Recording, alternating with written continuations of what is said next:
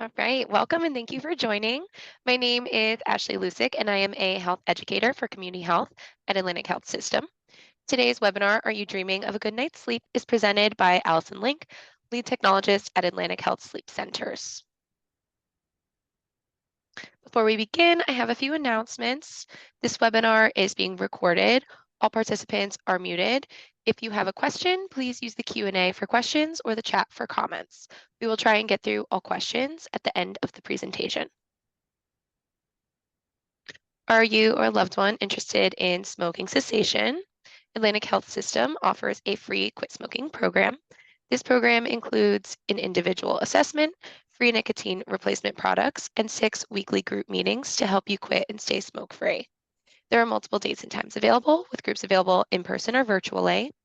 For more information about these groups and other resources, or for additional dates and times, please call 1-844 472 8499. Again, my name's Allison, and I've been with Atlantic Health for 14 years now, but I've been in the world of sleep medicine for, I dare I say, almost 30 years. So it's something that's near and dear to my heart, and hopefully, sleep is something that's important to you as well. And hopefully, by the end of this, I'll be able to give you some basic information on some common sleep disorders that we normally see. Also, what normal sleep should look like, and potential reasons of why we're not getting the sleep that we need. And then, along with some tips and techniques of how to get better sleep. So, and that's the important one that everybody wants to know. So, let's see, is this going to advance for me? There we go. So, according to the CDC, they tend to do these polls where they kind of gauge how much sleep the average American is actually getting. And what they consistently find is that a third of Americans aren't getting enough sleep. And what they considered in the study was 7 hours or more sleep per day was considered to be enough sleep.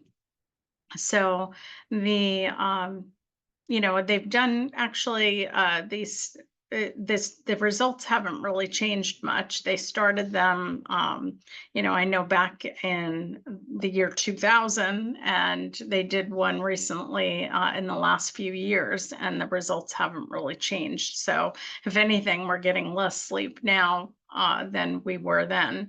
But a third of Americans, that's an awful lot. Um, I've also looked into some global studies as well, and it looks like it's not just the United States that has a lack of sleep. It's a worldwide problem. So it's definitely something that we want to continue to look at and understand why aren't we getting enough sleep and how can we improve that. So, 70 million Americans are actually affected by what they consider chronic sleep disorders. Even intermittent problems can cause, health issues and safety issues. But chronic sleep disorders means that it happens multiple times a night, or multiple times a week. I'm sorry.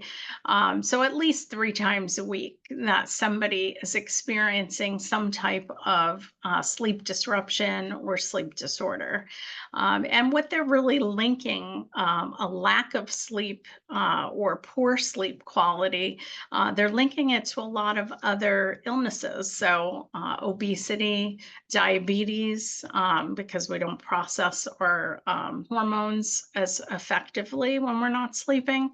High blood pressure is a common one that we see, especially with people who have sleep apnea, which I'm going to get into in a little bit. And then in extreme cases, even it can lead to heart disease and strokes.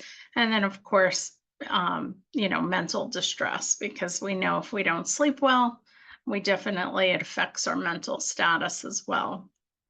Um, so Sleep problems, though, not even too little sleep, but too much sleep can affect our daily lives as well. So we definitely want to again dive deeper into why this is happening, and hopefully that we can help lower that 70 million Americans number. So, why is sleep important? So, of course, other than feeling well when we get enough sleep, it is key to our general health and our quality of life and how we perform, whether it be at work or at play. People put a strong focus on nutrition and drinking water, and you hear that all the time in online and on TV, everybody, the importance of drinking, water. And yes, it's very important, but sleep seems to be always the first thing that we sacrifice. So we definitely may not skip a meal or not drink enough water, but we definitely, when we get busy in life, the first thing that we're going to, you know, sacrifice is our sleep for a lot of people. So, getting a good quality sleep is kind of almost more important than the number of hours, but we're going to talk about kind of sleep needs and throughout the lifetime to kind of go over how much sleep is appropriate. And since we spend a third of our lives, or we should spend a third of our lives sleeping, we want to make sure that quality is that it's a good quality so that we can perform at our top peak. So the sleep cycle, this is kind of a textbook normal slide of what a normal night's sleep should look like. So we have alternating sleep stages, and there's different things that happen during each sleep stage. So you have, obviously, when you first lay down, you're awake. Um, Fairly quickly, we hope that you would fall asleep and get into that drowsy state. Um, and that's kind of that link between when you're awake and just falling asleep. So you're kind of still aware of your surroundings. You can be woken up very easily with noise or anything like that. And that is just that light stage of sleep. Stage two sleep, when we start going into that, that kind of really indicates when we're disengaging from our environment. We're going into that deeper sleep, our breathing and heart rate continues to go down. And um, I would say about half of the whole night should be spent between those two stages, stage one and two. Now, stages three and four have actually been combined now to one stage of sleep. We call it stage three sleep because they didn't feel there was that much of a significant difference to have four stages. So I apologize, my slide still shows four stages on the bottom. But then stages three and four, which now is three, is the deepest stage of sleep that we go into. And it's really our most restorative sleep. So, when people say, oh, somebody's sick or they have a cold or they're fighting an illness of some sort, that sleep is so important. This is the stage three sleep where our body is going to have the most restorative powers. Um, Tissue growth and repair occur during that time. The brain waves really slow down, and it also affects our hormone levels and development as well. So we do see that the younger the person is, the more of this slow, deep stage three sleep that they get. And then there's rapid eye movement, which you see the dark blue bars that say REM. So REM sleep, that's when our dreaming occurs. And our brain waves become a little more active, but yet our body is much more relaxed. So you really shouldn't be able to do more than twitch. If you have a pet, and you see your dog sleeping and you see their kind of paws are twitching a little bit, that's when they're dreaming. So we always wonder what they're dreaming about, probably chasing squirrels or something. Um, but that's when our bodies become the most relaxed because, again, we shouldn't be able to move or do much during REM except twitch. And that is also an important stage of sleep because that is when our memories are consolidated. So, especially important when you have learned something, that you really want to make sure that you're getting a full night's sleep because during those REM cycles, that's when those memories will be reinforced. And usually that comprises about 25% of the night. And most people always say to me, well, I don't dream, 5 times in a night. And you probably are, unless you have an underlying sleep disorder, but you're only going to remember those dreams if you woke up right after having it. So we do see people cycle through these stages of sleep about every 90 minutes. So you have those stages 1 through 3, ending with a REM cycle, and then it starts over again. So don't be worried if you don't remember dreaming or if you only remember the one that you had right before you woke up. So the National Sleep Foundation actually put out a chart that shows sleep over the lifespan. So if you can see at the bottom of the screen, it goes from newborn all the way up right on through to 65 plus. So those are the years of how old someone is. And then the hours of sleep are along the left-hand side. And in each column, it shows you the dark blue is what is the average recommended amount of sleep in hours. But it doesn't mean that if you get more or less than that, that it's incorrect for you. So the light blue sections may be appropriate for you. So, and then of course, if it's beyond that, sleeping more or much less than that is definitely not recommended. But if you notice, other than when you're newborn through really school age, I would say, or even a teen, the sleep needs don't change. Or they change the most dramatically compared to once you hit being a young adult. So, from 18 years old, really right on up through the rest of your life, your sleep needs don't really change that much. Um, and these hours include naps as well. So these recommended hours. So it doesn't mean that necessarily that's going to come all in one block of sleep through the night. But the average adult needs anywhere between 7 and 9 hours of sleep is what's recommended. And again, back to that sleep deprivation slide where, a third of all Americans are getting less than 7 hours of sleep. So we know that we need to work on that. So most adults though do perform their best when they get that 7 to 9 hours of sleep.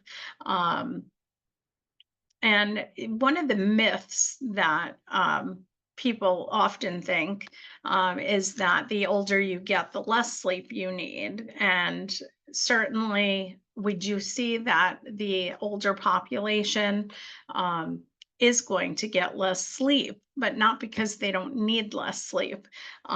They actually need as much sleep as an 18-year-old, but because of pain or discomfort or other disruptions during the night that keep them awake or wake them up frequently, use the bathroom, things like that.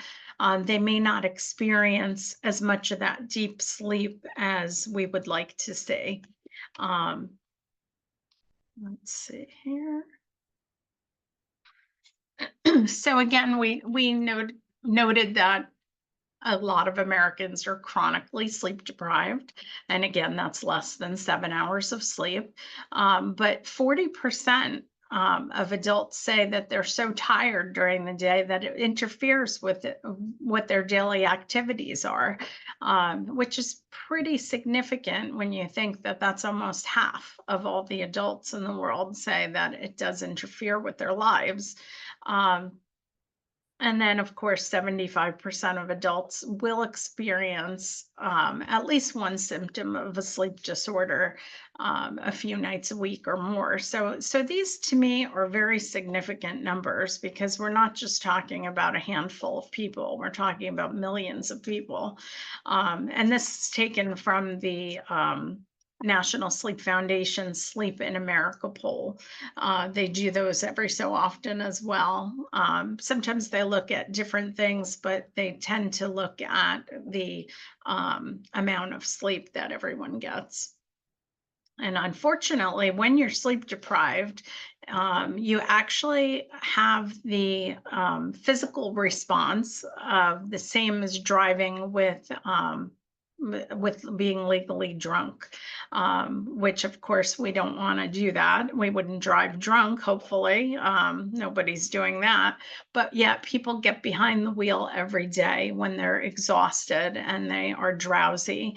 And they actually, the Transportation and Safety Board actually feel that there's over 100,000 car crashes that happen every year because of drowsy driving. So again, very significant that we don't want to do that. So why aren't we sleeping? So some of it is lifestyle, especially now in the days of technology. While we love our technology and we're able to do this webinar right from the comfort of our own work or home space, it does keep people awake. People are surfing the internet, they're on, social media, and it is preventing people from going to sleep early.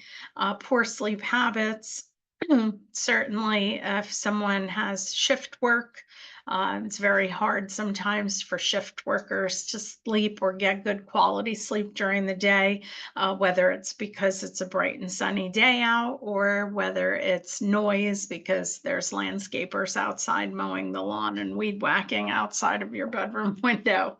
But unfortunately, most people don't take sleep as seriously as they need to. Um, some more reasons, of course, stress and anxiety, depression can cause people to either sleep too much or not sleep enough. Pain, which I had mentioned, especially as we age, we tend to get more aches and pains or have some chronic problems. And then certain medications can interfere with our sleep as well. I try not to read side effects of medications too much when I have to go on a medication, but they're a little scary sometimes. But they definitely can interfere with our sleep. And then, of course, lack of exercise. But we're going to touch on some sleep disorders today. So then I also want to mention, though, that some of the effects we did mention that obviously our performance, and whether it be with our work performance or driving performance, can be affected. But in reaction time, that went back to, again, if you were driving or performing a complex task and you needed to react quickly, it can be impaired because of sleepiness. Also, memory problems, like I had said, if we are getting all the proper stages of sleep, that helps with our memory. And then, of course, increased moodiness. People can get aggressive and have trouble really interacting with other people. So, and they say really that like 70 to 90% of all industrial accidents or transportation accidents, which we've heard in the news over, the past 20 years, that they're caused by human error. So, and a lot of them had to do with sleep disorders as well. Um, And then some other effects on sleepiness for school and work. Um, again, this comes from the National Sleep Foundation Sleep in America poll. It's from the year 2000, which I know is old, but I've actually looked up the more recent one and the numbers haven't changed. So the concentration, people having 68% effects on that, terrible. 65 handling stress. When I saw these numbers and how high they are, it really was kind of shocking to say that all of these problems, it's making it difficult for people to not only relate to others, but also to perform well in whatever they're doing, whether that be school or work. And some additional problems, in addition to not being able to function at work, a lot of non-work related or other work related problems, like being late to work or just calling in and saying I can't come today because I'm so exhausted.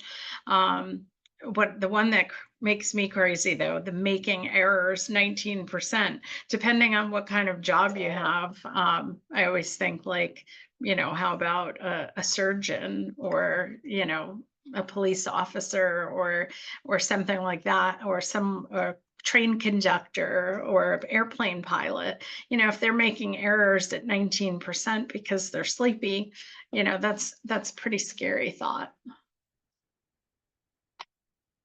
So, some of the most common sleep disorders that we typically see in the lab are going to be your obstructive sleep apnea, your insomnia, and your restless leg syndrome. Those are probably the top three, although there are 84 known diagnosable sleep disorders out there. So, these are just a few of the most common that we're going to go into. So, if you haven't heard of obstructive sleep apnea, it's just as the name indicates that it is an obstruction in your upper airway during sleep, and it can be anywhere from the nose to the throat, and the tongue can or the mouth. Tongue falls back against the back of the throat once you fall asleep, and then it obstructs that airway. So someone is still attempting to breathe, but the amount of air that they're able to exchange in their breathing reduces either more than 50%. Or it completely cuts off your air. So you're still making an effort to breathe. We see the chest and abdominal wall moving. But no air is being exchanged. So, and certainly it fragments your sleep because your body knows that it's not getting the oxygen that it needs because your breathing is compromised. So the heart rate increases, the blood pressure increases, your body says, hey, I'm not breathing, I need oxygen. Heart pumps harder and faster to get that oxygen throughout your body, and your brain wakes you up. So you have multiple awakenings through the night. Most people who have sleep apnea snore. Then they kind of get a little quiet. So if you know a snorer and you have somebody that's snore, it gets kind of loud. Then all of a sudden it kind of quiets down. And this is when that person is having difficulty or having that apnea. And then they have a loud snore gasp, or they start coughing or choking because now their body wakes them up and they resume breathing. So this can happen hundreds of times a night. Probably the worst case that I've seen in my 30 years in this field is probably someone who stopped breathing 125 times an hour. So it can be quite significant. And some of the most common treatments, of course, if someone needs to lose weight, that's the first thing, of course, they'll recommend is for you to get to a normal weight. And CPAP, which is a mask that's worn over the nose, sometimes nose and mouth, and it blows out an air pressure, and that air pressure is different for everybody. So we determine what pressure works best to splint your airway open. So it basically holds the tissues in your throat and in your airway open and prevents it from collapsing on itself. I'm personally on it now for probably 15 years, and it really does make a huge difference in your quality of sleep and how you feel. And definitely, it does take time to get used to. I'm not going to lie. Even for myself, I thought, oh, this is going to be a piece of cake. And it did take me a little while to get used to it. But even during that time, my quality of sleep improved so much that it really kept me wanting to use it. And now I travel with it, everything. I would never skip a night on purpose. Um, and then, of course, oral appliances can be fitted through a dentist, and they work for some people, but it really depends if you're a candidate for that. And they're really most suited for people that have mild sleep apnea because they typically improve sleep apnea by about 50%. So there are some newer, maybe you've seen the commercials for Inspire. That is an implanted device that's kind of similar to a pacemaker in that it gets implanted under the skin. Of course, it is a surgical procedure, so not everybody would like to go under a surgical procedure. But if they can't tolerate the CPAP, then sometimes it is a good option for some people. And what that does is it's connected to the tongue muscle, basically. And what it does is it sends an electrical stimulus when it feels that that airway is collapsing. So then it contracts the muscles and keeps the airway open. It is a little bit of a lengthy process to see if you're a candidate for it. And of course, they want to see that you've tried CPAP for at least 30 days prior to, pursuing that route. However, it has become a great option for some people. So insomnia, um, unfortunately, there's so many different causes of insomnia. It can be very difficult to treat. Um, you know, we we know that some people contribute to their insomnia because they have poor sleep hygiene. And then we talked about technology, of course. I always talk about a patient that I had probably early in my career. So, probably within the first 6 years of my career. And poor guy, I talk about him every time I talk to people about insomnia. But he came in for a sleep study and he told me exactly what he does every night. So he goes to sleep, falls asleep, no problem, but then he wakes up in the middle of the night. He would have, like a light snack, like a piece of fruit or something. That's, fine to do if you really need a snack. You definitely don't want to eat anything heavy. So he'd have like a light snack and then he would read until he was tired enough to go back to sleep. So, sure enough, during the sleep study, he wakes up. It was probably 2 o'clock in the morning. I see him digging in his bag and he pulls out an apple and he starts eating an apple. So I'm documenting, oh, good patient eating an apple. And I'm like, that's good. Nice, healthy snack, not too heavy, digests pretty easily.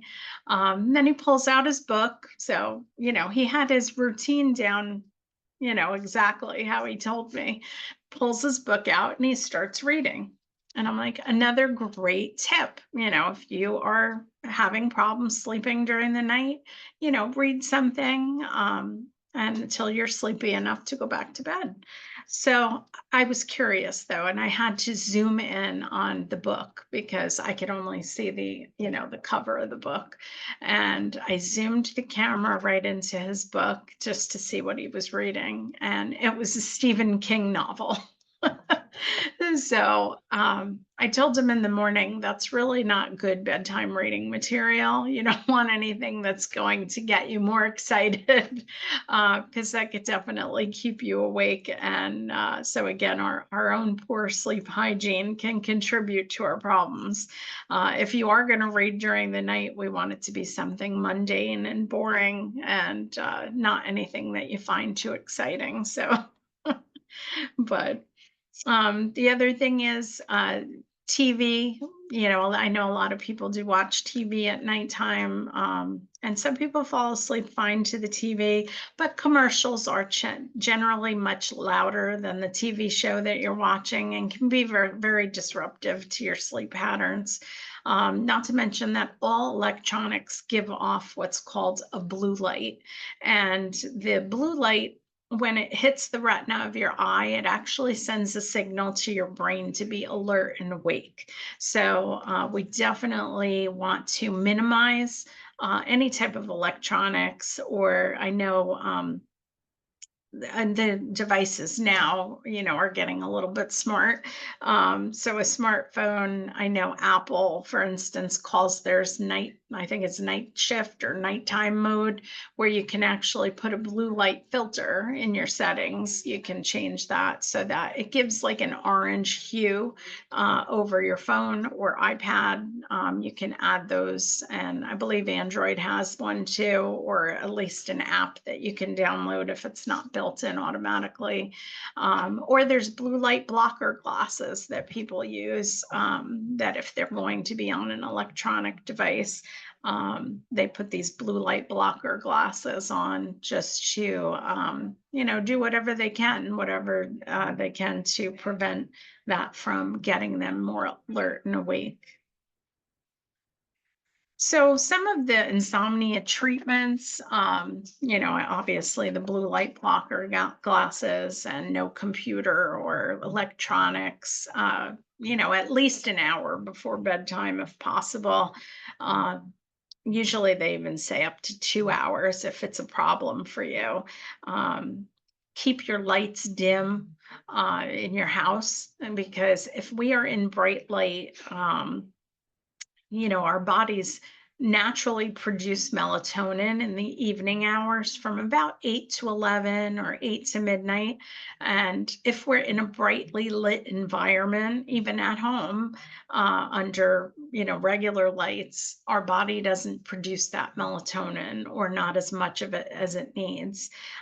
So dim lights in the evening from about, you know, 8 p.m. on, and then alternately in the morning when you wake up, try to flood your house and yourself with as much light as possible. So this kind of helps keep our circadian rhythm. We work off the sun.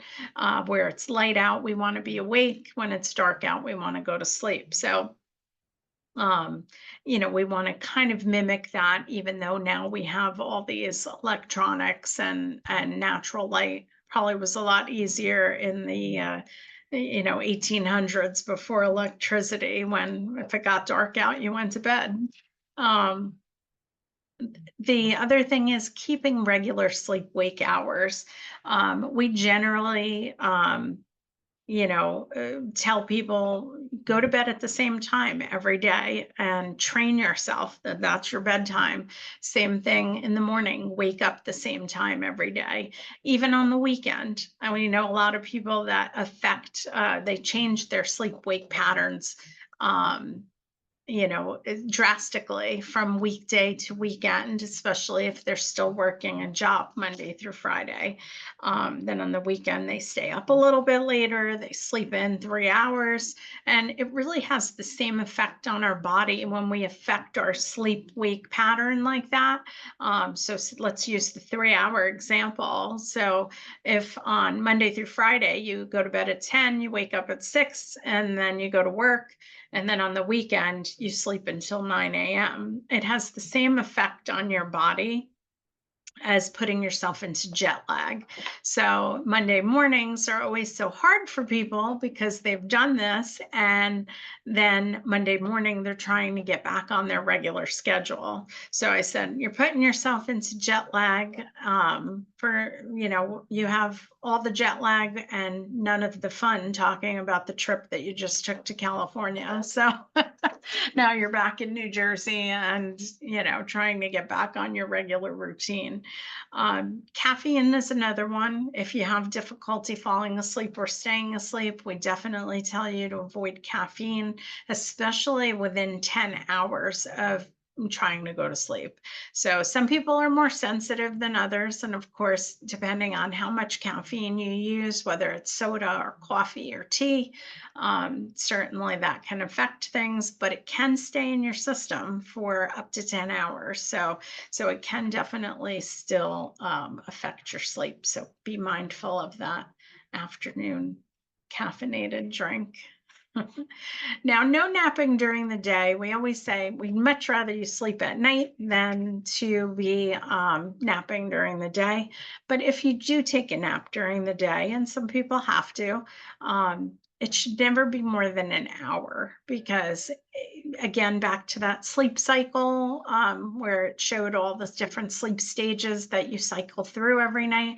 And I said it was about 90 minutes to go through that one block of sleep, of your non-REM and your REM sleep. So if your nap is more than an hour, you're taking a whole block of that sleep time that you want to get at night, and you're getting it during your nap. So we definitely say keep that less than an hour if possible. Avoiding pets in the bed. I know that's a tough one. My husband and I have 2 dogs and they hog the bed, and it does disrupt your sleep though. Avoid smoking and alcohol. Of course, avoid smoking just because it's not good for you, but avoid smoking and alcohol within 5 hours of sleep because we do see that it does fragment people's sleep. People think they have a few drinks, they sleep great. But if we were to monitor their brain waves, we do see that they wake up a lot more. They may not remember it, but they definitely don't get into that deep sleep because of all those arousals. And then, of course, keeping your environment cool and comfortable, quiet, dark, room darkening shades if you need to. Restless leg syndrome is another common one that we get. People have a creepy, crawly sensation on their legs, and it really occurs at rest. It can happen earlier in the afternoon, but typically it's once someone either sits down or lays down to relax, and then once they're not moving around doing things, they get that sensation. Sometimes people even describe it as pain in their legs as well. But it's that irresistible urge to move your legs when you're at rest. And moving your legs immediately takes that sensation away. So that what that does though is it prevents people from falling asleep. Or if they are able to fall asleep, we can see something called periodic limb movement disorder, where we actually see those leg movements continue once the person goes to sleep. And they can have, if they have at least 3 movements every 90 seconds, then it can be extremely disruptive. We see those arousals and sleep again, and it can really prevent someone from getting into those deep stages of sleep. The recommendations for that is the same thing, avoiding alcohol, smoking, and caffeine. For restless leg, though, we say between 6 and 7 hours of bedtime. When it gets really severe, the doctor sometimes will prescribe a medication, like some of the ones I have listed here. Requip probably and Mirapex are probably the 2 most common that they prescribe.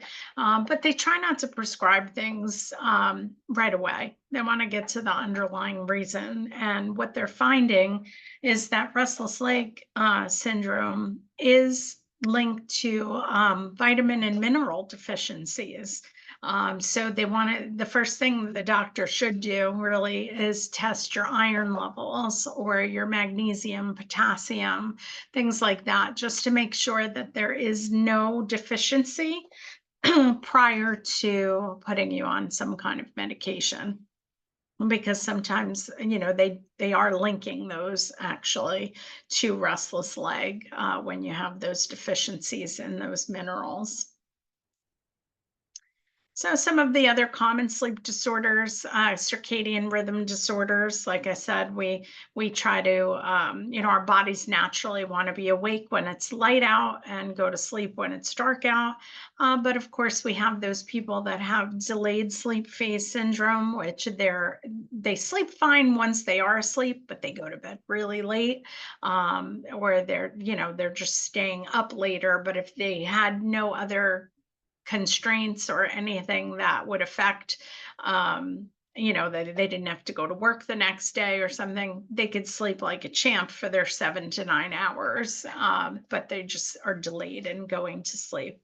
Shift workers, again, have a lot of difficulty sleeping because they're working on the opposite of what their body normally wants to do. Advanced sleep phase syndrome, same thing as the delayed sleep phase, except these are those people that go to bed at 8 p.m. and they can't keep their eyes open. So they're falling asleep earlier than they want to.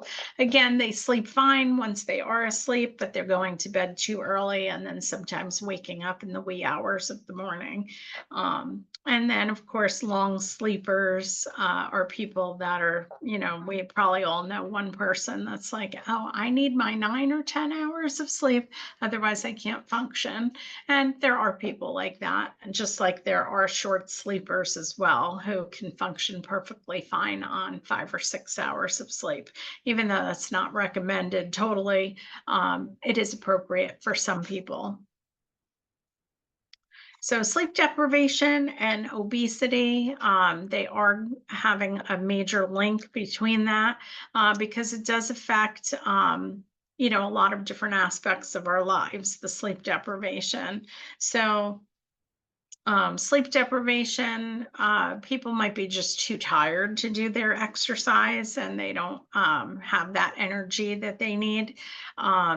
Which of course will decrease how many calories we burn. The other thing is the longer we're awake, the more we eat. So if somebody gets up at 6 a.m., they have their breakfast, 7 or 8 o'clock, they have their lunch at 12 or 1, they eat their dinner again, probably about 6 p.m., and they might be in bed by 9 p.m. or 10 p.m. But let's say that stay up another additional 3 or 4 hours, that person's going to be hungry again just because of the amount of hours that they're awake. Their body's going to feel like, hey, it's time to eat again. So we do find that people are kind of maybe getting in either a fourth meal in a day or multiple snacks because they are hungry. So and then there's also hormone disruption. So again, lack of sleep will disrupt our hormones, and we have decreased glucose tolerance and decreased insulin sensitivity. So that's where that diabetes link even comes in. So the some of the hormones that it really deprivation really affects is cortisol, which everybody hears about in the news all the time, is the stress hormone. So we have increased levels of that, especially in the evening. And then of course the hunger hormone, which is ghrelin, so we're hungrier because of that disruption.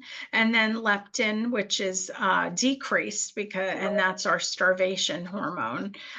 So what our body is supposed to do with these hormones is tell us, okay, I'm hungry, so I'm going to eat, or I haven't eaten in a long time, so I'm going to hold on to everything that I've eaten because I don't know when my next meal is. So when these hormones get disrupted, then it sends signals all over, through our body to increase our hunger and our appetite. We hope nobody looks like that. So we don't want to have mental fatigue. And fatigue, there's a misconception about fatigue. It's not just people who fall asleep. It's just what they basically say, it's your lack of alertness. You have a reduced physical performance and mental performance, and people are just drowsy. They're not necessarily falling asleep, but it gives them forgetfulness and poor communication, lack of alertness and slow reaction time, and that micro sleep, which all micro sleep is short bursts of sleep, like 3 seconds or 2 seconds. And I like to call it the head bob. When somebody is like sitting there doing something and then all of a sudden they kind of just fall asleep for that split second and then they're awake. So those are little micro sleeps. Fatigue signs and symptoms are the same as other sleep deprivation. Um, I always tell my husband, I always tell him he's such a bad sleeper, and he's gotten better, but because when he listens to me, so I tell him it's the shoemaker's children have no shoes, the sleep tech's husband doesn't sleep well. But, again, when he listens to me, he does better. But I always tell him, well, you're moody because you didn't sleep, but again, same symptoms as what we've gone over. So when should your sleep be evaluated? So we have, again, anybody who snores loudly should be evaluated. If anybody's observed that you stop breathing or that you gasp for breath during sleep, or even if you wake yourself up gasping for breath, that could indicate sleep apnea.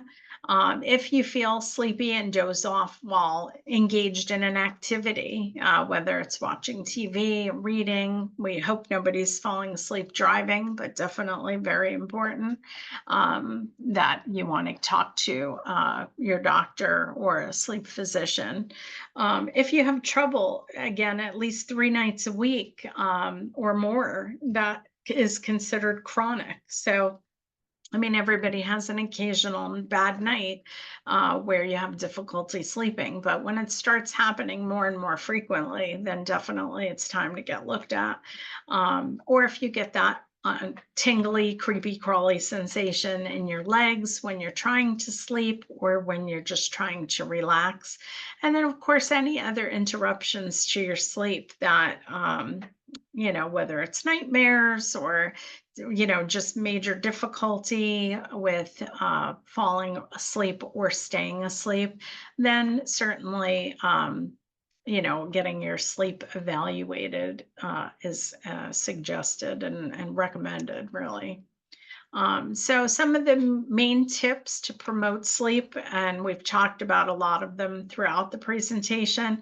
Um, Maintaining a regular sleep wake schedule, including weekends, establishing a regular relaxing bedtime routine. I always say that, if you're a parent and you have a small child, you have a bedtime routine, whether it's bath time first with some light play, afterwards, and then reading a book to really wind down and relax, and then child can go to sleep. But once we become adults, we kind of forget about a bedtime routine and we throw that out the window.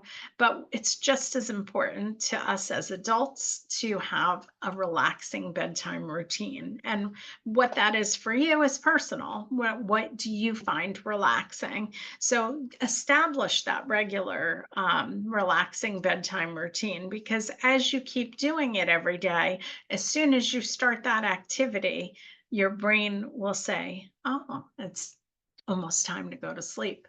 And it really just trains your body into getting into that good bedtime routine and getting sleepy. Making sure your environment's dark, cool, comfortable. In sleep school, they told us that the ideal sleeping temperature was 65 degrees. I get pushback on that in both directions. Some people say that's too cold. Some people say that's not cold enough. But definitely, cooler is definitely more conducive to good sleep than hot. So, but find what's comfortable for you. making sure that your mattress and pillows are comfortable. So, pillows we typically recommend to replace every 3 years, because they really do lose their loft and lose their support after that. So, if you have an old pillow, you may want to look into getting a new pillow. Mattresses do last a lot longer, but I always tell people if you wake up feeling worse than you did when you went to sleep, more physical aches, that may be something that you want to look into, or getting some kind of topper for your mattress, because it's very important that do have a good quality, supportive mattress to sleep on. And most mattresses last about 10 years, give or take. The other thing is you want to use your bedroom only for bedroom activities. So we say sleep and sex only. You don't want to work, you don't want to have a home office in your bedroom, because that'll be a source of stress. You really should take anything that doesn't belong in the bedroom outside of the bedroom. Finish eating your main meal, your dinner meal. If that is your main meal, you want to do that at least 2 to 3 hours before your regular bedtime, because you don't want your body working on digesting when you're trying to relax and trying to have your body restore itself, because then it really doesn't get the rest that your body needs. Again, same with exercise. Exercise is great and it can promote good sleep, but it's best to do it at least a few hours before bedtime, especially if it's a strenuous exercise. Avoiding caffeine, nicotine, alcohol close to bedtime, because we know it disrupts our sleep patterns. And then if it's going to disrupt your sleep later that night, you want to definitely avoid a long nap. But the good news is that when you're properly diagnosed and if you do have a sleep disorder and you get that treated, then everything improves. So your feeling of sleepiness will decline. You'll have memory improvement, and of course, your safety, which is very important. Safety risks reduce. And they say about up to 90% of patients who seek help from a sleep specialist, with the various treatment options that are available now, that people will get a better night's sleep. And that is really our major goal. These are some of the resources that I used in my slides if you wanted to take a look at them. The National Sleep Foundation, it has excellent information on their website. And you can certainly look up the National Sleep Foundation and look up the more recent Sleep in America poll. But there's a lot of great information. I haven't been on like recently, like in the past month or so, but they used to have a sleep diary that you could keep track, a 2-week sleep diary, and you could show that to your doctor as well. I also have some handouts that I know Ashley is going to send out after this to that you can do a risk assessment for sleep apnea. And then the better tips for better sleep, we're also going to send that out as well. So thank you so much. I'll go back to that. Well, I would also like to say thank you for joining us today. We kindly ask that you take a few minutes after today's webinar to complete the program survey. The link to the survey has been added to the chat for your convenience. A special thank you to Allison for dedicating your time and expertise today. If you You're have any welcome. additional questions or comments, you can send an email to communityhealth@atlantichealth.org or call 1-844-472-8499. And that concludes today's webinar, and I hope you all have a great day. Thank you.